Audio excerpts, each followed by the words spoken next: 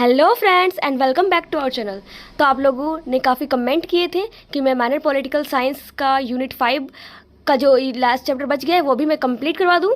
तो आज की इस वीडियो में हम पढ़ने वाले हैं यूनिट 5 माइनर पॉलिटिकल साइंस का, ठीक है, जो कि जिसके लिए मैं नोट्स लेकर आई हूँ इंग्लिश एंड हिंदी दोनों में। तो ये स्टार्ट करते हैं। फ्रेंड्स, आपका यूनिट 4 में आपको पढ़ना है वैश्वीकरण, संस्कृति और बाजार, यानी ग्लोबलाइजेशन, कल्चर एंड मार्केट। ठीक है, तो ये देखिए, वैश्वीकरण, संस्कृति और बाजार परस्पर जुड़ी हुई अवधारणाएं हैं जो आधुनिक दुनिया को आकार देने में महत्वपूर्ण भूमिका निभाती हैं। ठीक है, तो यूनिट 4 में आपको पहला टॉपिक है पढ़ना वैश्वीकरण और घरेलू बाजार, यानी ग्लोबलाइजेशन एंड डोमेस्टिक मार्केट। ठीक है, तो ये देखते हैं ग्लोबलाइजेशन का क्या इम्पैक्ट है डोमेस्टिक मार्केट पर, यानी वैश्वीकरण का क्या प्रभाव है घरेलू बाजार पर। तो देखिए, यहाँ पर वैश्वीकरण और घरेलू बाजार आपस में घनिष्ठ रूप से जुड़ी हुई अवधारणाएं हैं जिनका दुनिया भर की अर्थव्यवस्थाओं और व्यवसायों और समाजों पर महत्वपूर्ण प्रभाव पड़ता है। ठीक है, ये दोनों आपस में इंटरकनेक्टेड है ना। कौन? ग्लोबलाइजेशन और डोमेस्टिक मार्केट।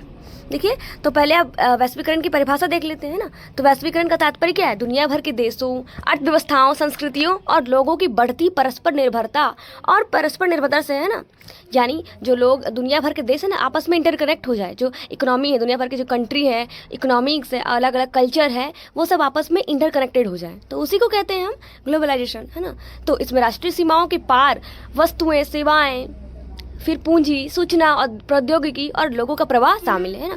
ग्लोबलाइजेशन का क्या मतलब होता है? यानी एक कंट्री से दूसरे कंट्री में जो प्रोडक्ट्स है, सर्विसेज है ना, और जो लोग हैं वो एक जगह से दूसरी जगह जा सकते हैं आसानी से। ठीक, तो वैश्वीकरण प्रौद्योगिकी, संचार, परिवहन और व्यापार उदारीकरण में प्रगति से प्रेरित है। ठीक है, अब देखिए घरेलू बाजार पर क्या प्रभाव है वैश्वीकरण का, है ना, डोमेस्टिक मार्केट पर क्या प्रभाव है ग्लोबलाइजेशन का। तो देखिए यहाँ पर, तो ग्लोबलाइजेशन के कारण जो है घरेलू बाजार में प्रतिस्पर्धा में वृद्धि, यानी कंपटीशन बढ़ा है ना।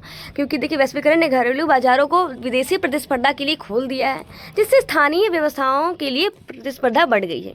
ठीक, बाजार विस्तार, फिर बाजार में भी विस्तार हुआ है। देखिए वैश्वीकरण घरेलू व्यवसायों को विदेशों में नए बाजारों तक पहुंचाने और अपने ग्राहक आधार का विस्तार करने के अवसर प्रदान करता है। ठीक, फिर देन देखिए तकनीकी प्रगति भी हुई है, यानी टेक्नोलॉजिकल भी एडवांस हुआ है ग्लोबलाइजेशन के कारण डोमेस्टिक मार्केट में। कैसे? देखिए, वैश्वीकरण सीमाओं के पार प्रौद्योगिकी और ज्ञान के हस्तांतरण की सुविधा प्रदान करता है ना। एक दूसरे से जो ज्ञान है वो एक देश से दूसरे देश जा सकता है, जिससे घरेलू कंपनियों को अपने उत्पादों और सेवाओं में नवाचार और सुधार करने में मदद मिलती है। ठीक है, और देखिए संस्कृति का आदान प्रदान भी होता है।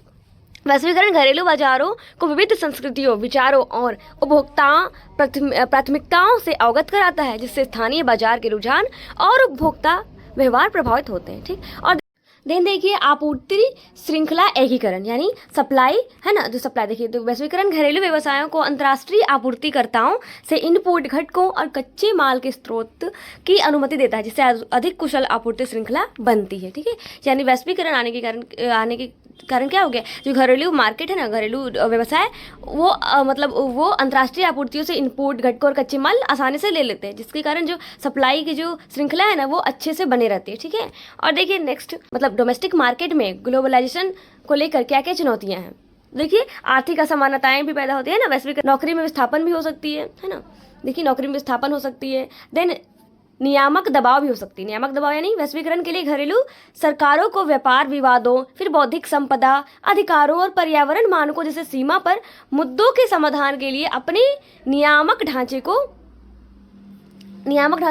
अनुकूलित करने की आवश्यकता होती है। ठीक है, तो इसमें जो नियम के दबाव भी होते हैं, यानी क्योंकि ग्लोबलाइजेशन के कुछ और नियम होते हैं तो उसके अनुसार ही सारे काम करने पड़ते हैं। ठीक है, और देखिए सांस्कृतिक समरूपीकरण, यानी वैश्विक स्थानीय संस्कृतियों और परंपराओं को नष्ट कर सकता है ना। वैश्वीकरण के कारण स्थानीय जो परंपराएं और संस्कृति है ना वो नष्ट हो सकता है, क्योंकि और देखिए अब घरेलू बाजार में वैश्वीकरण को बढ़ावा देने की रणनीतियाँ क्या क्या है ना, किस तरह से हम डोमेस्टिक मार्केट में वैश्वीकरण को बढ़ावा देंगे। तो विविधीकरण करके, यानी वैश्विक प्रतिस्पर्धा के जोखिमों को कम करने के लिए घरेलू व्यवसाय अपने उत्पादन की पेशकश में विविधता ला सकते हैं और नए ग्राहक खंडों को लक्षित कर सकते हैं। ठीक है, और नवोन्मेष करके, यानी उत्पादों को नया करने के लिए, है ना। देखिए, उत्पादन ज़्यादा बनाएंगे, नया बनाएंगे, न्यू प्रोडक्ट्स हम लॉन्च करेंगे, तभी तो जो लोग होंगे ना वो ज़्यादा लेंगे उस प्रोडक्ट को, है ना। तो अनुसंधान और विकास में निवेश करने से घरेलू कंपनियों को वैश्विक बाजार में प्रतिस्पर्धा बने रहने में मदद मिल सकती है। ठीक है, और देखिए रणनीतिक साझेदारी, तो अंतर्राष्ट्रीय साझेदारों के साथ गठबंधन बनाए हो या संयुक्त उद्यम में प्रवेश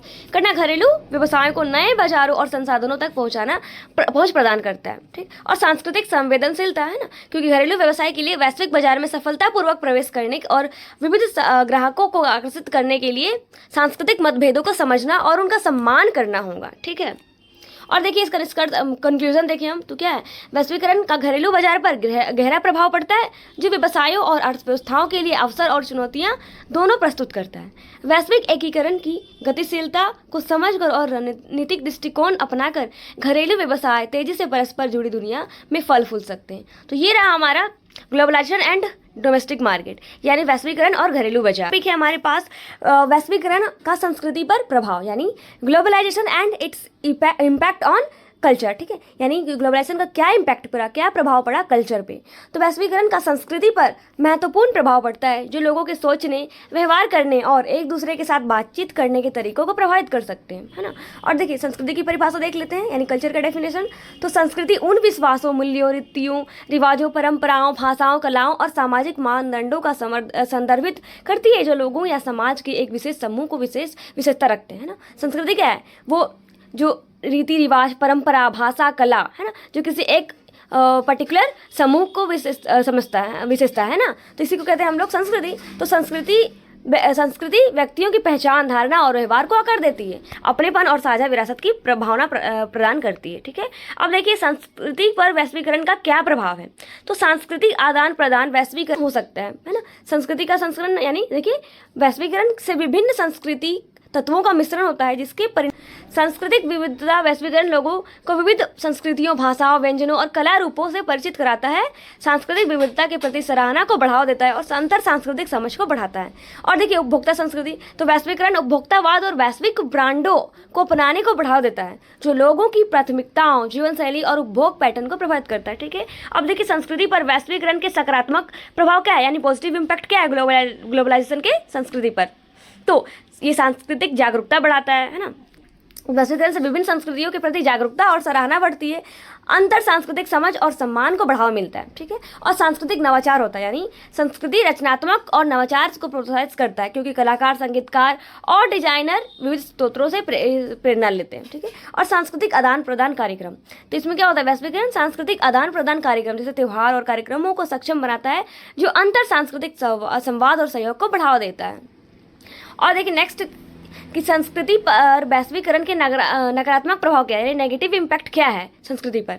तो सांस्कृतिक साम्राज्यवाद होता है इसके कारण यानी वैश्वीकरण स्थानीय परंपराओं और पहचानों की कीमत पर पश्चिमी संस्कृति और मूल्यों को प्रभुत्व देने को जन्म दे सकते हैं। यानी देखिए कि अभी वेस्टर्न कल्चर ज़्यादा प्रभाव दिखता है ना, सांस्कृतिक विनियोग भी उससे हो सकता है यानी वैश्वीकरण के परिणाम स्वरूप सांस्कृतिक प्रतीकों, प्रथाओं और कलाकृतियों उनकी उत्पत्ति के लिए उचित स्वीकृति के सम्मान के बिना युक्त हो सकता है।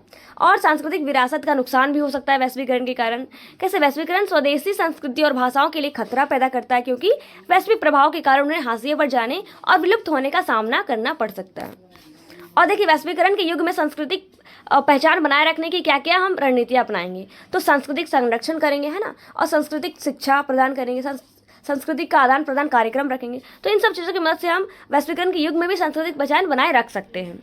तो निष्कर्ष यानी कंक्लूजन देखें तो वैश्वीकरण का संस्कृति पर गहरा प्रभाव पड़ा है जिससे यह तय होता है कि लोग तेजी से बदलती दुनिया में अपनी सांस्कृतिक पहचान को कैसे समझते हैं और इससे कैसे जुड़ते हैं। वैश्विक एकीकरण के अवसरों और चुनौतियों को पहचान कर समाज की अनूठी विरासत और परंपराओं को संरक्षित करते हुए सांस्कृतिक वैश्वीकरण की जटिलताओं से निपट सकते हैं। ठीक है, तो ये रहा हमारा impact of globalization on culture यानी वैश्वीकरण का प्रभाव किस पर, हमारे संस्कृति पर। अब देखिए फ्रेंड्स इसी को मैं इंग्लिश में भी नोट्स लेकर आई हूँ, है ना। तो यूनिट 4 है हमारे पास क्या, ग्लोबलाइजेशन, कल्चर एंड मार्केट। ठीक है, तो इसमें हमें पहला टॉपिक पढ़ना है ग्लोबलाइजेशन एंड डोमेस्टिक मार्केट यानी ग्लोबलाइजेशन का क्या इफेक्ट है डोमेस्टिक मार्केट पर, है ना। तो ये लिखा हुआ यहाँ पर। तो डेफिनेशन ऑफ ग्लोबलाइजेशन पर देखिए तो globalization refers to the increasing interconnectedness and interdependence of countries, economics, culture and people around the world, है ना। पूरे जो देश में जो क्या कल्चर पे या फिर कंट्री का जो इंडिपेंडेंस है ना उसी को हम क्या कहते हैं, ग्लोबलाइजेशन कहते हैं। और देखिए impact of globalization on domestic market, क्या क्या इंपैक्ट है ग्लोबलाइजेशन का डोमेस्टिक मार्केट पर। तो इंक्रीज कंपटीशन है ना, ये कंपटीशन को इंक्रीज करता है। फिर market expansion, technological advancement, cultural exchange भी इसके कारण होता है। ठीक है। सप्लाई चेन इंटीग्रेशन, जो सप्लाई है उसका चेन इंटीग्रेशन भी होता है, सप्लाई चेन का इंटीग्रेशन भी होता है, ठीक है। अब देखिए नेक्स्ट है challenges of globalization for domestic market, यानी क्या क्या चैलेंजेस है डोमेस्टिक मार्केट में ग्लोबलाइजेशन के कारण। तो इस देखिए इकोनॉमिक डिस्पार्टीज हो सकता है, जॉब डिस्प्लेसमेंट हो सकता है, देन रेगुलरिटी प्रेशर, है ना, और होमोजेनाइजेशन भी हो सकता है। अब क्या क्या स्ट्रेटजी हम अपनाएंगे ग्लोबलाइजेशन, देखिए strategies for navigating globalization in the domestic market. तो कौन कौन से वैसे है strategies? Diversification, innovation, then strategic partnerships, cultural sensitivity, ये सब है स्ट्रेटजीज, ठीक है। तो कंक्लूजन में देखिए तो ग्लोबलाइजेशन का बहुत गहरा इम्पैक्ट पड़ा है डोमेस्टिक मार्केट में, presenting both opportunities and challenges for business and economies, ठीक है। अब देखिए नेक्स्ट है टॉपिक यूनिट 4 का, 5 का, globalization and its impact on culture, है ना। ग्लोबलाइजेशन का क्या इम्पैक्ट है कल्चर पे? तो देखिए globalization has significant impact on culture, influencing the way people think, ठीक है, behave and interact with each other. Here are detail दिया हुआ है, ठीक है। तो ये इसका बहुत गहरा प्रभाव पड़ता है ग्लोबलाइजेशन का कल्चर पे भी। कल्चर का डेफिनेशन देख लीजिए, culture refers to the beliefs, values, custom, traditions, language, arts and social norms that characterize a particular group of people और सोसाइटी, ठीक है। अब इम्पैक्ट क्या है ग्लोबलाइजेशन के कल्चर पे? कल्चर एक्सचेंज, कल्चरल हाइब्रिडाइजेशन हो सकता है इसके कारण, है ना। और देखिए कल्चरल होमोजेनाइजेशन, है ना। और भी देखिए बहुत सारे इम्पैक्ट हैं, कल्चरल डाइवर्सिटी और कंज्यूमर कल्चर, है ना, कल्चरल डाइवर्सिटी और कंज्यूमर कल्चर। अब पॉजिटिव इम्पैक्ट क्या है ग्लोबलाइजेशन का कल्चर पर? तो ये कल्चरल अवेयरनेस क्रिएट करता है, कल्चरल इनोवेशन और कल्चरल एक्सचेंज प्रोग्राम क्रिएट करता है। जबकि नेगेटिव इम्पैक्ट में देखिए कल्चरल इम्पेरियलाइजेशन, है ना, इम्पेरियलिज्म, फिर cultural appropriation, loss of cultural heritage, है ना। और स्ट्रेटेजीज क्या क्या अपनाएंगे कि हम हमारा कल्चरल आइडेंटिटी जो है बना रहे ग्लोबलाइजेशन के एरा में भी।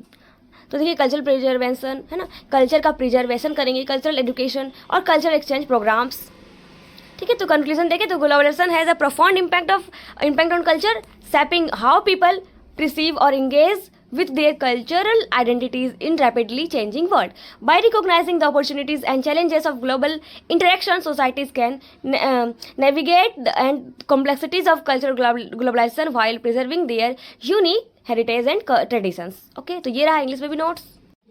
तो फ्रेंड्स इसी के साथ हमारा BBM के you semester 1 minor political science का यूनिट 5 भी कंप्लीट होता है। और आपने अभी तक हमारे चैनल को सब्सक्राइब नहीं किया है तो प्लीज़ सब्सक्राइब कर लीजिए। ओके, मिलते हैं नेक्स्ट वीडियो में, तब तक के लिए bye bye, take care and हाँ पढ़ते रहिए।